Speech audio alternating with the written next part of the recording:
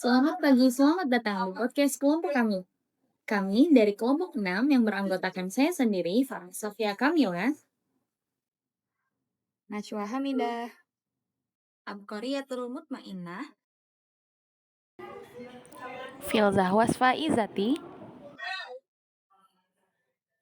Pada podcast kali ini, kami akan membahas salah satu isu yang cukup sering menjadi perhatian di kalangan remaja, yaitu pergaulan bebas. Pembahasan ini kami akan kaitkan dengan mata kuliah perkembangan peserta didik, yang mana sebagai bahan diskusi kami mengambil sebuah berita dari seorang siswi SMA di salah satu kota B yang mana menjadi salah satu korban pelecehan seksual setelah terlibat dalam pergaulan yang beresiko.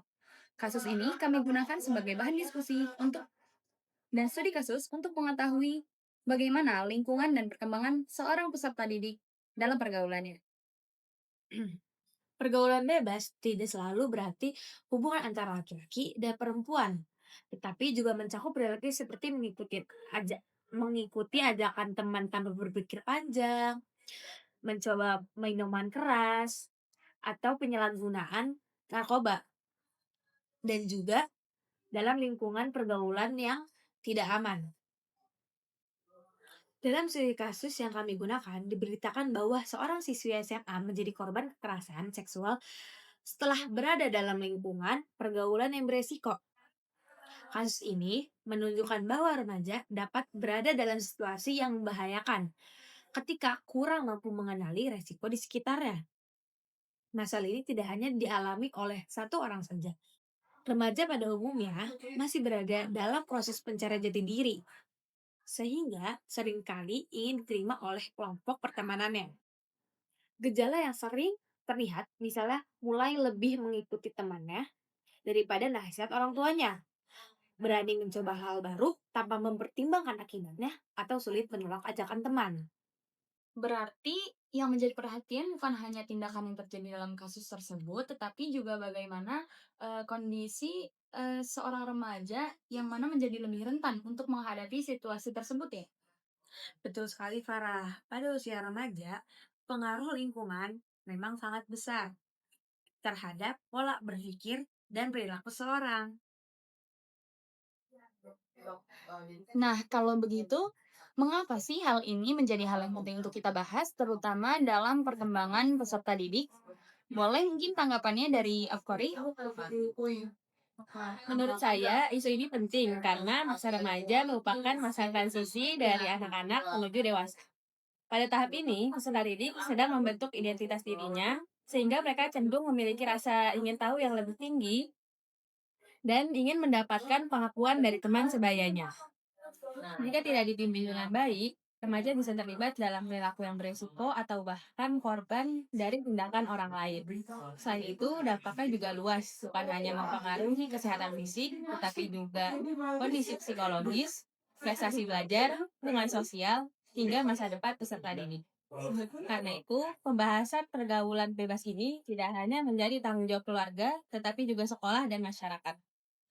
Ah, iya betul juga. Jadi ini bukan hanya sekadar melarang, seorang remaja untuk bergaul, tapi ini membicarakan tentang bagaimana mereka dapat, memahami batasan dan menjaga dirinya sendiri ketika mereka berada di lingkungan sosial. Nah, sekarang kita masuk ke dalam bagian yang paling penting, yaitu menghubungkan kasus ini dengan teori perkembangan peserta didik. Silakan, Kak. Kalau kita kaitkan dengan teori perkembangan, kasus ini dapat dijelaskan menggunakan teori perkembangan psikososial dari Erik Erikson. Menurut Erikson, remaja berada pada tahap identity versus raw confusion. Pada tahap ini, seseorang sedang mencari jati diri dan berusaha menemukan siapa dirinya. Karena proses pencarian identitas tersebut, remaja seringkali lebih mudah dipengaruhi oleh sekelompok teman sebaya agar merasa diterima. Selain itu, teori social learning dari Albert Bandura juga relevan. Bandura menjelaskan bahwa perilaku seseorang banyak dipelajari melalui proses mengamati dan meniru orang lain. Artinya, apabila remaja berada di lingkungan positif, mereka cenderung meniru perilaku yang positif. Sebaliknya, jika lingkungan pergaulannya kurang baik, maka kemungkinan mereka meniru perilaku yang kurang baik juga akan meningkat. Dari kedua teori tersebut, dapat dipahami bahwa perkembangan peserta didik tidak hanya dapat dipengaruhi oleh faktor dari dalam diri, tetapi juga oleh lingkungan tempat mereka belajar berinteraksi setiap hari. Jadi bisa dikatakan bahwa lingkungan memiliki peran yang besar ya dalam proses perkembangan remaja. Ya, betul sekali. Itulah sebabnya peran keluarga, sekolah, dan lingkungan sekolah sangat penting dalam membentuk perilaku remaja. Nah, kira-kira apa nih solusi yang dapat kita lakukan untuk mencegah permasalahan itu jikalau terjadi? Nah, ada beberapa solusi yang menurut kami dapat diterapkan nih. Yang pertama, orang tua perlu membangun komunikasi yang terbuka dengan anak sampai anak itu merasa nyaman untuk bercerita ketika menghadapi masalah. Kedua, sekolah perlu memberikan pendidikan karakter, layanan bimbingan konseling, serta edukasi mengenai pergaulan yang sehat dan cara mengenali situasi yang beresiko. Ketiga, remaja juga perlu dilatih untuk memiliki kemampuan mengambil keputusan dan berani mengatakan tidak terhadap ajakan yang dapat membahayakan dirinya. Selain itu, memilih lingkungan pertemanan yang positif juga sangat penting karena lingkungan memiliki pengaruh besar terhadap perkembangan perilaku remaja.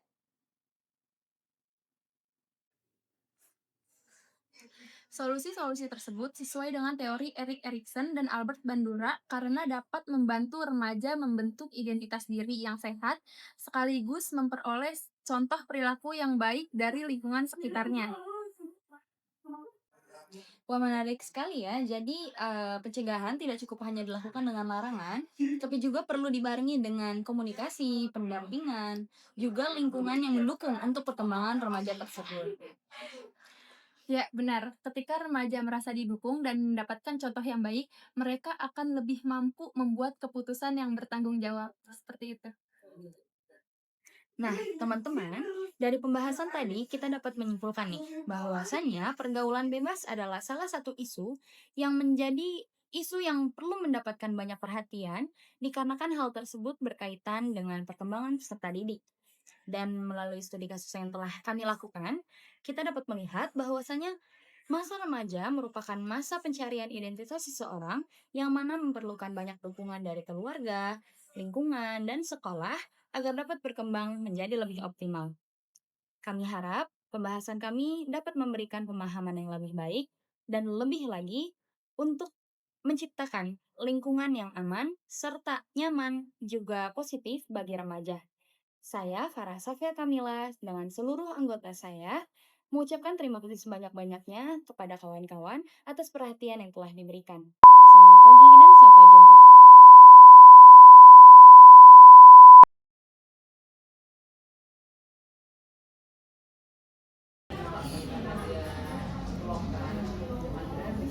Nah, lalu mengapa sih?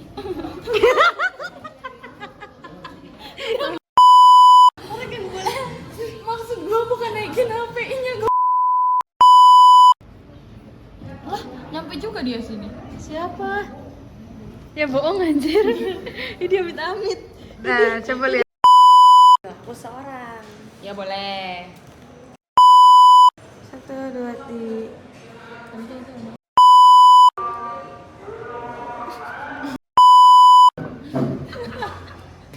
Halo. Ribet. Terima kasih, Pak. Gak usah. Terima kasih Sarah. Terima kasih, Bro. Katanya udah cepet-cepet. Gue udah cepet-cepet, Sarah. Terima kasih, Pak.